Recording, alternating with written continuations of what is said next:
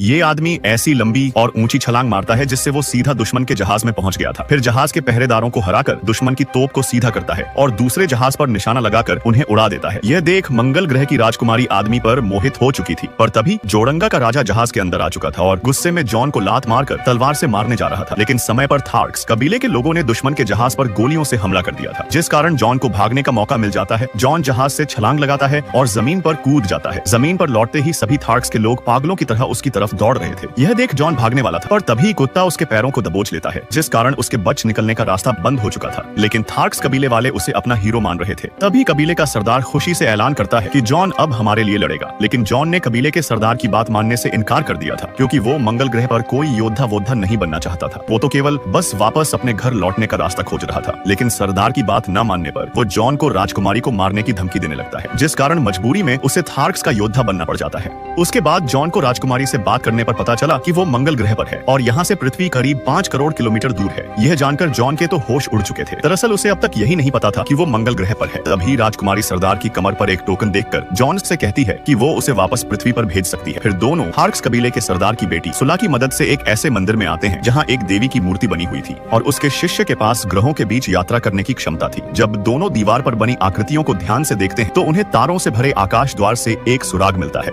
राजकुमारी John को वापस घर पहुंचाने के लिए मदद करने का फैसला करती है, क्योंकि उसने उसकी जान बचाई थी। और तभी अचानक थार्क्स का एक आदमी आकर इनको बातें करते हुए पकड़ लेता है और सरदार को इन लोगों की पूरी योजना के बारे में बता देता है। यह सुनकर सरदार तीनों को मारने का फैसला कर लेता है और दावा करता है कि वो खुद अपने हाथों से जॉन को मार डालेगा। वो जॉन को उठाकर अपनी झोपड़ी में आता है, लेकिन अंदर आने के बाद उसने फिर से अपना मन बदल लिया था। वो अंजाम की परवाह किए बिना जॉन को जाने देने का फैसला करता है। तभी जॉन को पता चला कि सुला उसकी बेटी थी, इसलिए सरदार जॉन के सामने एक शर्त रखता है। टोकन के बदले उसे सुला की सुरक्षा का वादा करना होगा। बाहर के लोगों को नहीं पता था कि इतनी देर से अंदर क्या चल रहा है, इसलिए ये लोग जांच करने के लिए अंदर आते हैं। लेकिन झोपड़ी में चारों गायब थे। रात भर चलने के बाद जॉन और उसके साथी रहस्यमय गुफा के तारों वाले आकाश द्वार पर पहुंच जाते हैं। जब राजकुमारी टोकन को केंद्र में लगाती है तो जमीन पर नीली रोशनी फैलने लगी थी, जहां उनको पता चला कि पृथ्वी और मंगल ग्रह पर एक टेलीपोर्ट द्वार है, जिसके जरिए जॉन गलती से मंगल ग्रह पर पहुंच गया था। अगर वो टोकन पर लिखे जादुई कोड को क्रैक कर लेता है तो वो वापस टेलीपोर्ट का द्वार खोलकर पृथ्वी पर लौट सकता है। तभी अचानक सुल्ला के चीखने की आवाज आती है और जब दोनों बाहर आकर देखते हैं तो थार्क्स कबीले ने उनको घेर लिया था। यहाँ तक कि उन्होंने मंगल ग्रह के जादूगरों को भी बुला लिया था। जॉन राजकुमारी और सुला के साथ घोड़े पर सवार होकर भागने लगता है, लेकिन थार्क्स का पूरा झुंड उनके काफी नजदीक आ रहा था। तभी जॉन सुला और राजकुमारी की रक्षा के लिए घोड़े से उतर जाता है और दोनों को यहाँ से जल्दी भागने के लिए कहता है। लेकिन जॉन के साथ लड़ने के लिए जंगली कुत्ता भी रुक चुका था। जॉन उसको भागने के लिए बोलता है, पर कुत्ता बहुत वफादार था। वो मालिक को मुसीबत में नहीं छोड़ता, बल्कि उसके साथ में लड़ने का फैसला कर लेता है।